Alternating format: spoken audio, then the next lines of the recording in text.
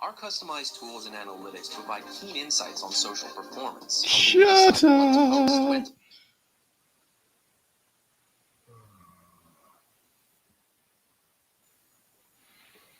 I wish there were more websites that would audio rape me. That'd be great. If I could just get that to happen, it'd be so cool. No, more importantly, at double regular volume. Okay, that's correct. So loud that you actually almost have a heart attack. That's the most important part of it. Doesn't that follow suit though? Because they used to be like you would be watching just a regular program, nodding off in your chair or something. Then something would blast through, and it would be that's 50 times the regular volume. All right, well, let's talk about that. Okay. Yes, let's talk about right away here. Okay. Ready when you are. It's very important. I'm going to switch things to my thing. Okay. It is the Brad and Britt cast. It's our final of 2 this week. We'll be back next week with a full array. Well, 4 days, right? None of us have anything going on here. Nothing that we have to fly out of town for. I have flipped. Don't forget to flip your calendar. And when I flip mine, I will clear it to make sure we have 4 fantastic days of Brad and Britt cast. I'll flip mine, Dick. So.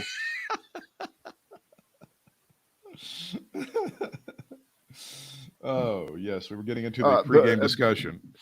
Right. Pregame discussion revolved around, I believe, about a minute before we started, Britt experienced what all of us experience. Who knows how often it can be, a couple times a day, where you're just doing something on your internets or your phone or your iPad or your Samsung, and suddenly out of nowhere, something from somewhere comes on at 100 times the volume to annoy you and to assault you. And, most of the time you have to fumble and right to knock it out. Right. And then you just go on with what you're doing. Worst. Right? It's the worst. Right. It's the worst. And of course, there's no way to stop it. There are no settings to they do need a setting that this says, no shit can come at you, like the no shit can come at you setting, but it wouldn't work. I was telling Brad, this follows back in the day. You would be watching a television program and then you kind of be nodding off, maybe not paying attention. All of a sudden a commercial comes on and it would blow you out of the room. Britt, apparently you don't watch much Hulu, the kind that you don't pay for where there are commercials. Right. Because the commercial breaks on Hulu are that way. They are really? They just blow your ass out of the chair. Are. Yeah. I mean, I have my remotes ready. I'm like, like a sling, a Western gunman. My remote. I have that volume ready to kill it when they go to the commercial because it's really oppressive. And I just love to hear a Limu Emu at double the volume for Liberty Mutual because it's that much funnier when it's louder. Okay. Anyway, so you're referring back to whatever era we're talking, it might be 20 years ago, 30 years ago, where supposedly people actually, quote unquote, complained about it to the quote unquote Congress. Okay. Right. And I believe, I could be wrong, but they actually had hearings on this. I think you're right about this. I think I remember. They had hearings on this, and almost like the tobacco industry, everyone swore up and down in broadcasting that they don't do this. They do not change the volume on commercials that come in. It just seems that way. People think that you're out of your mind. You've lost your. No, we would never. We can't do that. And then they would say we don't even have the technical ability to do that. It's just not possible to do that, right? And that was the end of it in terms of any kind of action or legislation or the like. And naturally, it did not matter that the fact checkers of the day, and it is true, there haven't only been fact checkers since Snopes went into. People have been trying to get the truth about shit forever, and they would measure with odometers. Well, Yeah. of course the stuff was louder, and they would go, well, but it's compressed. The sound is compressed, so you think it's louder, but it's not really louder. No, it's louder. It is louder. And this was the CALM Act, the Commercial Advertisements Loudness Mitigation Act, CALM. It required the FCC to bar the audio of TV commercials from being broadcast louder than the TV program they accompany by requiring all multi-channel video programming distributors to implement the techniques for establishing and maintaining audio loudness. There was an actual act, and I'm trying to look at the actual when it was passed. It was passed on 2010. The bill was passed in 2010. All right. So as you know, that's been enforced about as vigorously as the do not call list has been enforced. Have you noticed? I mean, not only is the do not call list inoperative and didn't work even when it was working, but it's worse now than ever before. It really is. But at least article. I'm sure you have your settings set to this. I can look, I have a bunch of things, it says spam, likely spam, and so I never see the calls unless I look at the thing. But I was only 2010. However, remember what that says. I think they were trying to go beyond just broadcasters, because that was always, remember the issue with regulation and the FCC has always been that it's their rules and regulations mostly, just about exclusively, only cover over-the-air broadcasters. Correct. Which for you children who don't know the difference between an over-the-air broadcaster and TBS or HBO, or we're not going to waste our time telling you the difference, because you probably do know. But although this article from March 31st of this year is going to back you up. You got some confirmation bias. The FCC isn't enforcing, and streaming TV has a loophole because obviously it's not regulated by the FCC. So as you point out on Hulu, they can just jam that shit right in your ears with no problem whatsoever. Right. So the answer is you have to do what I do. You have to have, I have a large remote that covers all my devices that can do, and then I keep the original remotes from my sound bar and otherwise also, because you can get to the volume faster on those. You don't have to use the bit. So I'm ready, and I get caught sometimes. But it's time for you to pony up that $6.99 a month and get that Hulu with no commercials. It's time for you to go ahead, take this step, pal. And by the way, when you think about what you just said, think about it. They want to hold a gun to your head at double volume. Yes, they do. To get you to shut them up. That's right. And get rid of the commercials. That's right. I love that. That's great. All right. But as far as the websites that do that, that come on and just blast you with the TV, the local TV stations, to me, are the ones that are the worst now. If you go to your local TV stations, they'll immediately first at 6, a shooting, and they'll just kill you. It doesn't matter whether you go on your phone or you go on your laptop or your tablet, Britt, they'll kill you right off the bat. Think about it. YouTube, which is Google, just got around to yesterday, somehow more formally announcing they're going to knock out disinformation sites that have been lying about the coronavirus vaccines and all the people who've made a living and have made their names by opposing vaccine. So if they've just gotten around to that, okay, I can guarantee you high on their priority list is not how loud are the commercials that are on YouTube videos where you have to go, you have to wait 4 seconds, skip it. Okay. They don't care. You've given us some entree here. We could talk about our former friend at this point in time, because we know somebody that's been banned from YouTube. This is a guy that whose name we've never mentioned on the Brad and Britt cast. Do you want to go there? Well, if I say no, then we're pussies, right? That's right. Because you know what? Before we get to that, can I just say something in a positive vein about somebody we both know, who we both work with? It's Ralph Shaw. Oh, it's our friend Ralph Shaw, and there's an article that is easily accessible. I've linked to it, and it's in both the Winston-Salem Journal and the Greensboro News and Record. And I'm not sure whether it's on the front page of the Winston paper, but it's on page 3 of the Green. It's a big article, large article. And Ralph threw in the towel last week and said, "I'm done. I'm out of here." And he's been playing the hits over on a small AM station in Winston-Salem for a while. And he's the same age I am. He's 60, 65, 66. And it's a really nice piece about him. And more importantly, of course, it mentions me. Okay, that's really, of course, the only thing. Key to the whole thing. No. Because an article about Ralph's retirement is really all about me, as you know. Yeah, but that's is that the article, or is it right there? Yeah, that's not it. If you're going to put something up, they there, did Fox 8 did a story on him as well. So that one may not mention you. I'm sorry. I apologize. That's right. Exactly. That's why I don't want you to put that one up there.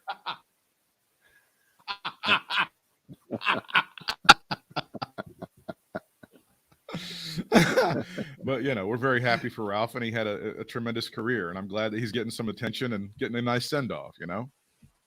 Yeah, right. Yeah. And as I said on I said, you know what? If you get out of there with your health and at least some degree of your sanity, okay, you're doing all right. And if you don't have to go on what grandparents used to call the relief, if you don't have to go on relief after you're not making money anymore, you're doing okay. Oh my God. Yeah, I'm really happy. That what it was called in the 30s? Yeah. The relief. It's like the rheumatiz. He's got the rheumatiz. So yeah, we're happy for him, and Ralph, go grab a muffin and go get your third COVID shot. Now, as to other people who we used to know in broadcasting who are no longer in broadcasting, people who have listened to us for a long period of time when we were on WZTK especially, is we used to have a guy named Greg Hunter on who had a website called USA Watchdog, and he still has that website. Still has that website. And if he gets 2 more clicks out of what I'm about to say, I don't give a shit, because it's worth it. Greg, when we had him on, 2006, 2007, 2008, all the way up until 2012, he was kind of. Yeah, go ahead. Can I just give the background on yes. why we would have Greg on all the time? Because I've known Greg for almost the entire time I've lived here in North Carolina, in Greensboro. When I moved here, one of the first people, for some reason, because you're on the radio, Rock 92, with Ralph Shaw, by the way. Right, exactly. Brad and Ralph. And I met Greg, and we became friends, and his wife and he had us over for dinner one night. And, we didn't become a couple friends forever, but it was very friendly.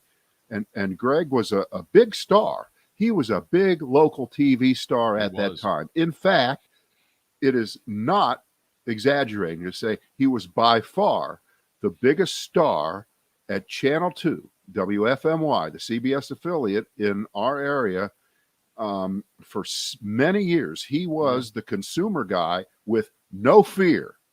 He knocked on doors and got people justice. And he did it the right way. He did the research.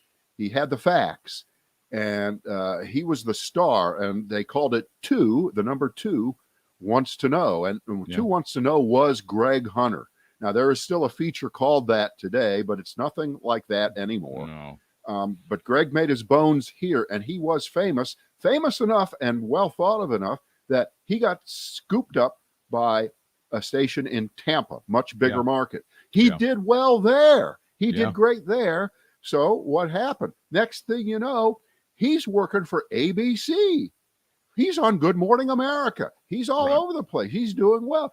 Next thing you know, he's over at CNN for several years. And this is coinciding with, our radio careers, mine in Charlotte, yours all over the place. And then he leaves CNN. We don't know why at that point. And to start his own website. He was done. He was fed up with CNN. And as he would explain to us later on, which, of course, kind of weirdly fits into how he is now, they ran his ass out of there because apparently he would not play ball. He was not going to be CNN-ish enough for them. He was very oppositional to whatever management was saying, which, by the way, no law against that. But if you're going to survive in that world, I mean, but for whatever reason, he was done with big media. Big media was the enemy. Big media was the problem. Big media was part of the plot, which brings us to what he has been doing the last almost 15 years, which is he is far off the right edge of the fringe wacko conspiracy theory parade with a website that just day after day puts out the most inaccurate, false information, particularly about the coronavirus and the vaccine, dispensing financial advice from kooks. Just you can't. It's sad. And even worse, I haven't talked about this. We've alluded to it. I stopped talking to Greg about 5 years ago, right around the election, because one time we're having a conversation and he went so far over the edge on Donald Trump's side, I couldn't talk to him anymore. It didn't matter. We'd be talking about the weather, and somehow Donald Trump is great. It was one of those. It was over. There was no coming back, and I'm sad that we had to break it off, but we did, and I never spoke to Greg again. Can't do it. There's nowhere to go. And when you see what he puts up there, the people that he talks to, and I'll give you an example in just a moment of the kind of bullshit that he's putting on his website. I thought it was important for people to know that before we get to where we are. Well, when we were talking to him, he was doing a lot of the Fed is full of shit. They're lying to you about the numbers and all that stuff. And of course, that stuff came to a crescendo and a head during the economic crisis. Buy gold, buy gold, buy gold, buy gold. A lot of buy gold, yeah. There was a lot of that came to a head in the financial crisis of 2008 and 2009. And, some of the stuff that he was talking about was right. They were, these were made up numbers. They were things that were in black boxes and stuff. I'm trying to load up this picture. He's actually interviewed Mike Lindell on his website back in August about how the election was fraudulent and it was bullshit. He's got an interview with General Flynn on there. Oh, there's the one with Mike Lindell, the My Pillow guy. This is again all the way back in August, and this is the kind of people that he talks to now. He truly believes that the election was stolen from Donald Trump. He believes all of the talking points that votes were dumped in the middle of the night in Arizona and in Georgia and in Michigan and in Pennsylvania, and that Donald Trump should be president of the United States, and that Joe Biden is a fraudulent president. That's part of what Greg Hunter does now on his website at usawatchdog.com. But it relates to what the story we were talking about earlier, is because several months ago, YouTube kicked him off of their platform. Google said, bye, see ya, adios. And it wasn't even about vaccine stuff. It was about him lying about the election. Greg would put up all of these bullshit videos about how the election was stolen, and he was warned several times, and YouTube said, you're done, bye, see you later. And a year ago, he got blocked by Facebook. There you go. He got blocked by Facebook a year ago. And so remember the threshold for Facebook to kick you off. It's not that. It really isn't. You can get away with a lot of shit on Facebook. They're getting grilled today again in Congress, not just over that, but over the fact that they knew that they would drive teenage girls to suicide and did nothing about it. But that's a different topic, different discussion. He used to, Greg used to be one of those guys. He would monetize YouTube. He was able to get his and share in some revenue with those and make money off of that thing. That is no longer, he had to go to some bullshit video platform that tolerates lies. And I can't even remember what it's called, but it's so second rate, it's unbelievable. But that's what he's doing now. And I'm with you. I think it's very sad. I think Greg was a very talented journalist, but he's so far removed from that person that he used to be that it's not even recognizable, really. He's not that guy anymore. Yeah. I mean, I assume, since he was following his own crack financial advice, that he's extremely wealthy now, and that none of this really matters financially, right? Just gonna unload a little gold. Theoretically. This right, is right. I mean, and he was making good money at the network level, so he's probably fine, and that's fine. That's good. But that may have afforded him the ability to do this without having to worry about, I'm going to lose my job if. Possibly. Okay? So there's the. This is what he saw. This was a sponsored thing on his website. He wants you to buy satellite phones. There's a satellite phone store that he wants you to buy from with his promo code. And you and I were discussing this, like, who do you call? Like, if the mole people are coming to grab your shit and they've taken out phone service to everyone else, did you give Granny a satellite phone too so you can call Granny and hear the mole people eat her flesh? What exactly are you doing here? I don't know what we're doing. I have no idea what we're doing. Right. So, I mean, that's the electronic version of you need to stock up on food for 10 years so that when the world comes to an end, you'll have something to eat. Well, I'm not quite sure it's going to be worth it, but I talked to you about this one. You and I had this discussion one time, and it may have been like 2008, 2009. Well, what about, physical gold? They said you should have some physical gold, and you should hide it in your floorboards, or you should be able to grab it so you can immediately liquefy it if you need to. And you said, look, if the world's gone to shit that badly, it doesn't matter. At that point, what do you care that you've got 5 shekels in your pocket if that's what you have to do? Right. I mean, as close to that as I am, and I heard Clark Howard talk about this the other day. He's talked about it frequently, not just the other day. But he says he has, I think the number is $400 in cash, in his house. He doesn't carry it around with him, but he has $400 in cash. And why does he have that? Because if the ATMs go down instantly and you can't get cash and none of the electronic payment systems are functional, suddenly cash will be a thing. Okay. Just call Richard Burr's wife and she'll go get you some money out of the ATM, right? But she can't do it. She won't. That's the point. No. She won't be able to do it. So it is a good idea to keep some cash money around because it will have value in that moment. But you don't have $50,000, which would be right over. No, it's not over there. If you have to bargain with your life for, whatever, like my grandparents obviously grew up during the Depression, and of people of a certain age, they always kept some money somewhere, just where they could get their hands on. Closet, shoebox, drawer, just so they could get their hand on it. And that was just how those people grew up, because that's the way things were, for a while, for a lot of people back in the 30s. You needed a couple bucks on hand.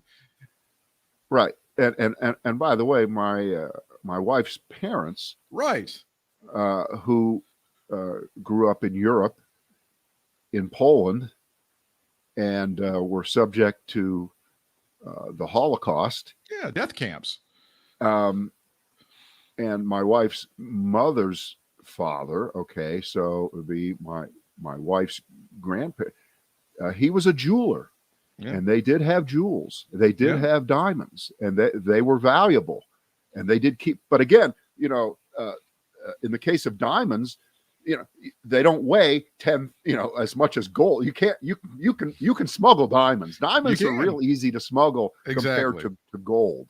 So it's not completely crazy. It's only about half crazy in the world that we're in right now, to think that if you believe that the price of gold is going to go to $5,000, that the way to play it is to go out and get those heavy bricks, find the physical gold, and then do something with it.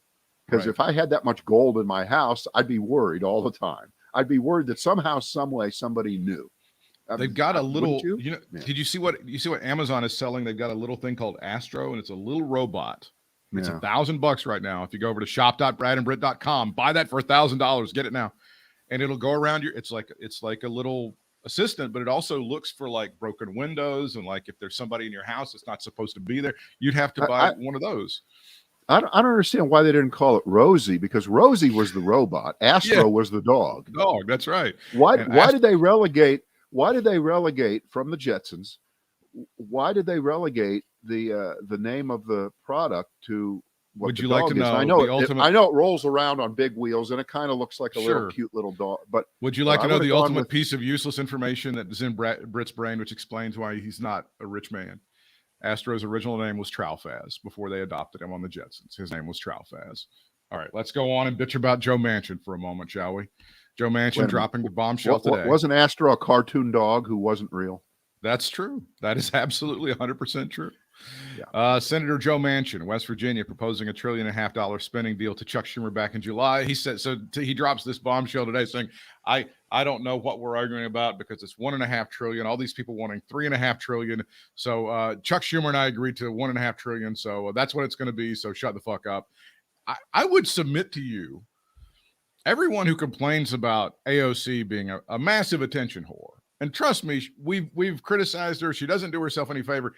This Joe Manchin fellow, he's a bit of an attention whore sometimes, Brad. I have to say, sometimes I think he's got good intentions. Sometimes I just think he wants the spotlight on the cameras on him.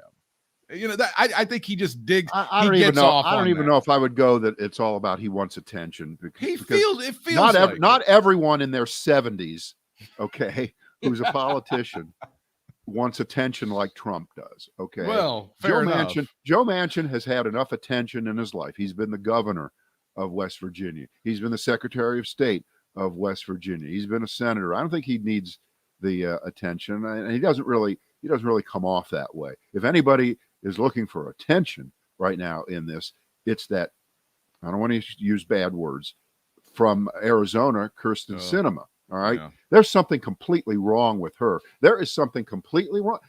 And she is as bad or worse than any Republican asshole you can name. And she proved it on Wednesday when she went full, fuck you, America, fuck you, Arizona, fuck you, everybody. I'm going to act below the mentality of a second grader because, you know, they're chasing all these senators down to get comments from them because it's not possible to stop and talk. You have to play this game where you're walking towards elevators and they shove a mic at you and the audio sucks and they have to put the words up on the screen so you can understand what this very important conversation in the middle of these negotiations is that senators are willing to talk to reporters about. So we can't just have normal you have to keep walking, right? And there she was yesterday, and I believe it was Garrett Haight of NBC who asked her about what her demands were, and he finished what he was saying is, where are you? Where are you on this? Yeah. And her response was, she says, I'm in the U.S. Senate. Where are you? I'm in the U.S. Senate. Fuck you. That's just I wish that the reporter could have just said, fuck you, because it was so stupid. It was so insulting. Get the hell out of here. What is this? What is this? It's intolerable. So this fight appears to be over something that most people don't care about, but there's a reconciliation bill, and it does appear they're not going to shut the government down, even though that's gone. That we don't have to talk about that. They've cut a deal on that. We played chicken with all of that, but again, it clearly is. Even though Joe Manchin would like and Kristen Sinema would like for it to be a little bit different. This is one of those things that allows everybody to go, oh, they both sides suck. You know, this side sucks and this side sucks and I hate both sides. But it's really the Republicans that always play chicken with this shit every single time. And Manchin and Sinema play into their hand by like wringing their hands about how much money is being spent, right? Every single time this happens. She's worse than him. She's worse than him because, first of all, she won't even speak. She won't even talk. It's the Britt. So what do you want? What can I do for you? And you just won't tell me. Okay. It's like the world's worst marriage. What can we do to fix this marriage? And the person just sits there. they don't do anything. Is there anything? Can we? No. They just sit there. And she's impossible. She is impossible. And, you know, remember, she made her quote unquote, her bones here, winning the seat in Arizona, which has been pretty red for the most part, by saying, I'm going to succeed John McCain. I'm going to be the new John McCain. I'm going to be the new Maverick, which implied that she would go up against her party when necessary to do the right thing. As if because John McCain, who really did do the right thing in helping to save Obamacare, right, with that famous thumbs down vote, Correct. that somehow translates into what is going on right now from Kirsten Sinema. And of course, it absolutely does not. All right. But she did get enough centrist kind of Republicans to vote for her, a Democrat in Arizona. So she won that election in 2018 to be in the Senate seat that was occupied by John McCain. And so she has that kind of, kind of mirror image of Joe Manchin in terms of her support. But West Virginia is a way redder state these days now than Arizona, as we know, because Arizona ended up voting for Joe Biden, and it wasn't very close in West Virginia last time I checked. So there is a difference between the two states. There is, but it's also, there's a lot of crazy shit going on in Arizona too. There's a lot of wacky right-wing bullshit going on. Oh, I know. Yeah. I'm not saying that there isn't, but I'm just saying the overall as of political right now, landscape. Because just think about how many people, how many Democrats, liberals have moved just in the last couple of years from California, probably to Arizona. That's one of the first places that they go if they don't go north to Oregon or Washington or they moved. Nevada. Some of them moved to Texas, and then the power was out for months at a time, and they said fuck it and went to Arizona. Yeah. So that's right. What happened there. Yeah. I went too far. I didn't mean to drive that far. I'm going back. I'm going back out west. So she's just bad news. But in the case of Joe Manchin, as frustrating as it is, you do have to remember, it's hard to say this. You do have to remember he has no business being in the U.S. Senate, being a Democrat from West Virginia. So if your measurement is, I wish Joe Manchin wasn't a senator because he sucks so bad and he won't do the right thing. Well, the alternative would be that would be a Republican in there. And so therefore we wouldn't even be having this discussion. It would be 51-49 at least. And Joe Manchin, at least he has a number. It's a number. The number is out there. And you know what? When you put out a number, what's next? A negotiation. Okay. Sure. And so there's a big difference between 3.5 and 1.5. And it just sounds to me like Joe Manchin, who does have a history of this, but then at the end comes around, he could be persuaded, and Democrats may be forced to cut that kind of a deal. And you know what? That wouldn't be the worst thing in the world. And he didn't make the world's worst point by saying, and believe me, I'm fully aware of the fact that, yes, people who have no argument when it comes time to spend money to help the American people will suddenly become fiscal hawks, and they will decide that we can't add another dollar to that goddamn debt. My God, it took us 240 years. Our grandchildren. Oh, right. I mean, I know that's the last refuge of a scoundrel now these days, but it is true that pick your program. He named them both, Social Security and Medicare, and both of them have anywhere between 15 and 20 years or so before they blow up.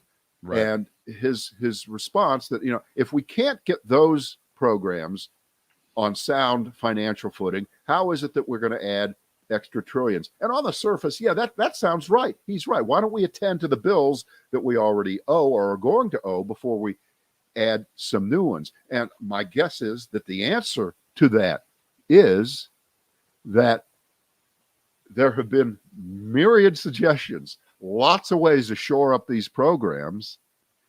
And the Congress, very often, the Democrats have said no to cutting the programs. That will be a way to save money. And Republicans have said no to raising taxes, the FICA tax, for instance, to help with Medicare. So both sides have stonewalled fixing those two programs now. The last time that they were fixed up was, that's right, during the Ronald Reagan administration.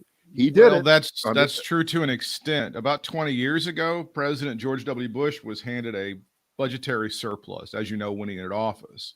Paul O'Neill, who was the Secretary of the Treasury, goes, look, this will fix Social Security. Take this money and do that. George W. Bush opted to send checks to people. That's what he decided to do with the money. I know. Well, I get it. Yeah. I understand. So there was an all right, opportunity about 20 years ago of to course, fix this no, thing. there's been an opportunity every minute to do it, and they do nothing. Yeah. But so Manchin is playing what you could call it the $1 trillion whataboutism. Okay, Exactly. Right. In other words, we shouldn't make sure that child care is free and universal. We shouldn't make sure that people have the opportunity to go to community college without paying tuition for a couple of years. We shouldn't do things to make sure that our electrical grid is shored up. We shouldn't do any of those things because we've been idiots about Social Security and Medicare. That doesn't wash either. That does not wash either. No. You can't play that, but he is. So all right. So he's made his points, but I think he can be spoken to. He can be talked to. As for her, I have no idea. I have no idea. So sometimes it's like I'm with you. I don't know what he wants, but I never know what she wants. I never ever know what Kristen Sinema wants or what point she's trying to make. Longtime listener Sandon Jacobs goes, being a centrist is not a political ideology. It's more of a degree of demagoguery.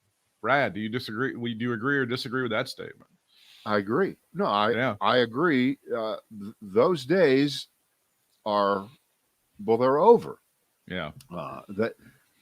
It's like demanding objectivity from people who are journalists and cover the news, particularly political news. I just want an objective report. That becomes more and more difficult every day, and has been in more recent times, when you have one side that is not interested in anything even remotely close to truth or facts or objective truth. The sky is blue today.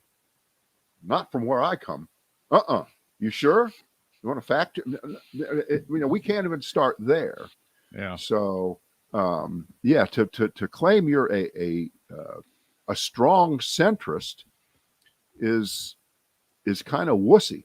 It's kind of wussy, and the Democratic Party center has moved a bit to the left.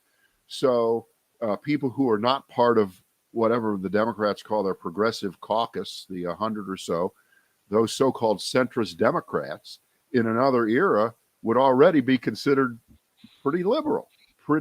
So that's where it's moved, and that makes it even more difficult. But I think the one thing, and we should mention this, I think the one thing that is absolutely true in a subject that it's very difficult to get your arms around or understand the absolute details. One, most of us aren't parliamentarians. No. And it has been, I want to say, a struggle, but you've had to make a conscious effort to find out what the Democrats are arguing over, the actual nuts and bolts of the legislation. And because of that, and I know it's very easy to find, there's a million websites and news organizations that have the stuff listed, the 8 or 10 major areas. And I know that. But if you'll notice, the way it is being covered for the most part, or certainly up until very, very recently, has been to play the Republican game of just the number. Exactly. 3.5 trillion. That's all that matters. That's just too much. We can't spend 3.5 trillion. We can't even get to the point. But we can't even get to the point of saying, oh, by the way, that's at minimum spread out over 10 years. Of course. Which now we're talking 350 billion. That's less than half of the defense budget, right? The defense budget, I think, exactly is about 750 or so. All right. If you do that per year, that's less than the increase in the military budget this year that Joe Biden proposed. I don't know whether it increased that much, but it's still a lot. Yes, it's a lot, but when you spread it out, suddenly it's more reasonable. And plus, that opens you up to negotiating a lot of different ways, because instead of saying, all right, 350 billion every year for 10 years, what if we said we'll start to ratchet it down in years 6, 7, 8, 9, and 10 unless certain But there's never a number. There's never a number. It's never like Right. 3.2 is it 3? Is it 2.7? Is it you can continue to move the line over and over and they'll never tell you what number is too much or too little. But even if you did it that way, it still wouldn't work. You don't want to say, and it won't work if you come out to the public and say, well, it isn't 3.5 trillion. It's only 2.6 now. Don't you feel? No, you don't want to play that game. But the problem is the game is already out there, and that's how it's being played. It doesn't make any sense. It's terrible. And I think again, this does go back to one of the Republicans are much better at bullshitting and lying over the way that they want to spend money or cut taxes and sell it. They're much better at that. They don't have ideas. Democrats. There's no ideas. The only idea is cut taxes on rich people. That's the only idea they ever have. But you know what, Britt? If you ask people to this day, I think by cutting taxes on wealthier, they will create jobs, as you know, and the economy will flourish. Isn't that right? I guarantee you there's still a lot of people that think that's true. And if you position the question correctly, they would agree with it. Even though it's been proven time and time again, there is no such thing as trickle-down economics. It doesn't work. But what happens? The Republicans are sitting back there right now waiting for the Democrats to implode and come forth with nothing to have a stillborn piece of legislation that will never, they won't even have to kill it in the crib because the Democrats are going to perform an abortion on it themselves, and it will never see the light of day. How ugly was that sentence that I just This is where I do think the Democrats are pussies, because the polls are overwhelmingly like, go ahead, raise taxes on rich people. Go ahead, raise taxes on corporations. I mean, it's like 60+%. Obviously, among Republicans, it's 2%. But a great swath of non-affiliated voters believe, we can raise taxes on rich people. They've had it pretty good for, 50 years. Let's just pick a number. They've done okay. So this is where I feel like the Democrats have a little bit of cachet and they kind of puss out on all of that. The Republicans may win that. And here's why, because they can easily throw out the statistic, and I don't have the exact number in my head, but the top 1% already pay. Yeah. And remember, don't bite my head off when I said this. The top 1% already pay 40 or 50% of the income taxes. Okay. Right. And why is that? Because they make 40 or 50% of the money in terms of their actual pay. But that doesn't really affect them all that much because it's about taxing wealth. That's the discussion right now. Okay. And the burden. If I have $100 million in the bank, and I've invested well over the years and I inherited money, that money just doesn't get taxed. It doesn't get touched. And if I'm in a job that pays me, $400,000, $500,000 a year, whatever the hell the tax rate on it is, there's not enough money there to make that much of a difference. So taxing the wealthy isn't about taxing the income of the wealthy. It's taxing the wealth of the wealthy and figuring out how to do it. I did see, and again, I don't have all the details in front of me, but I hope that this doesn't go anywhere. That one of the proposals, and I don't know how they think this is going to result in more money to the Treasury painlessly, that all financial institutions may be required to report every transaction. Listen to this: every transaction over, you ready? $600.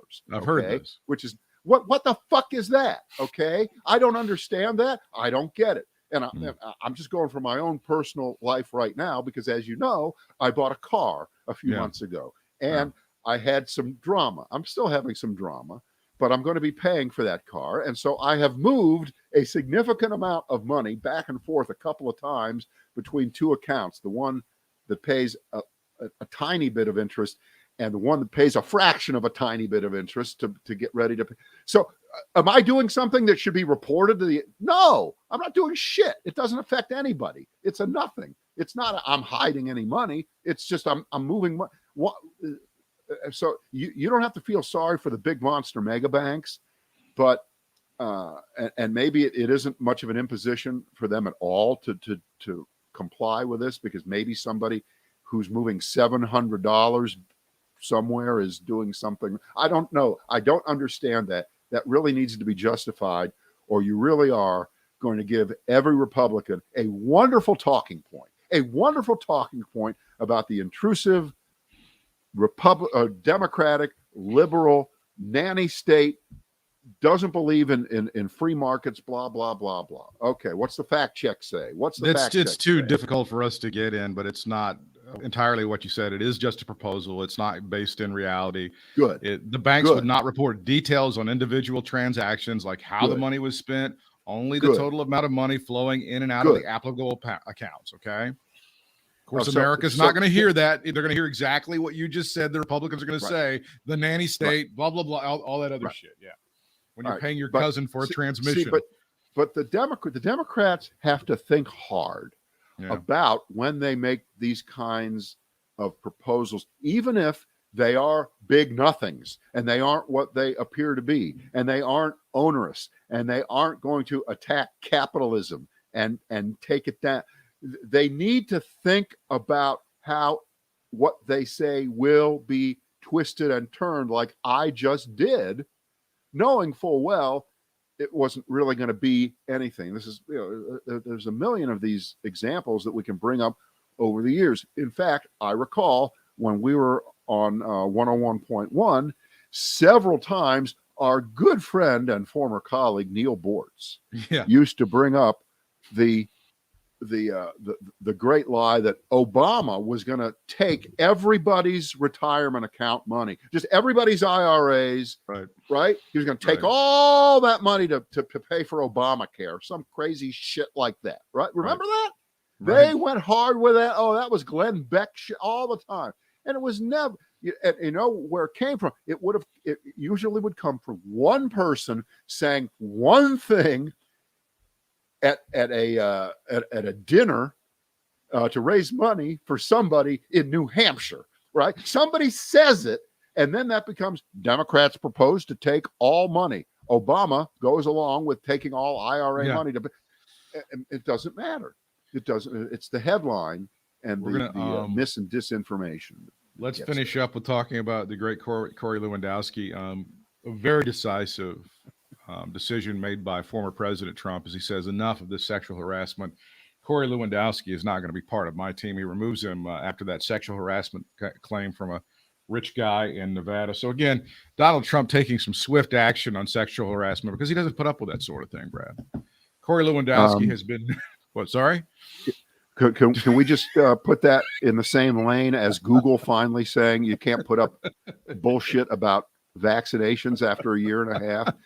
This is where Donald Trump draws the line with Lewandowski. And by the way, Lewandowski, I do believe, has the record for getting in trouble, doing stupid, shitty things, and then being rehabilitated and brought back in another form, right? Well, so he's been removed from this super PAC, which is obviously a massive ripoff and a huge way to pad people's pockets. He'll be put over to the side for a week, 3 days, 3 hours. Did you see who's replacing him? Did you see? I saw this and I can't remember who it was now. No, I did. It was Bondi. It was Pam Bondi, the former AG from Florida, the one who took the bribe from Donald Trump to drop the claims against Trump University, right? Right, and one of the cadre of blondes that Donald Trump wanted to fuck but never could. That weren't his daughter. Yeah, exactly. Right. So yeah, Pam Bondi, who there were. What, did I break some news to you there? I'm sorry, I didn't mean to blow your mind. No. And in fact, now that I think about it, I shouldn't have laughed at that. That's not funny. Now this goes a little bit deeper now. Kristi Noem, of course, the hot governor from South Dakota, who is oh my God, she has cut ties with advisor Corey Lewandowski after donor alleged unwanted sexual advances, because Kristi Noem is not going to put up with that stuff either. Now, what this story doesn't tell you, and I think that is maybe Politico, there's another story out there, and this is from The Hill, and it's got a. Let me see this. Where's the other? There's another one that apparently Corey Lewandowski was allegedly having an affair with Governor Noem. That is coming from conservative sites who are saying that she and Corey Lewandowski have been having an affair. She actually did deny this on Twitter, which means it's 100% true. There it is. Noam denies conservative sites report on an affair with Corey Lewandowski.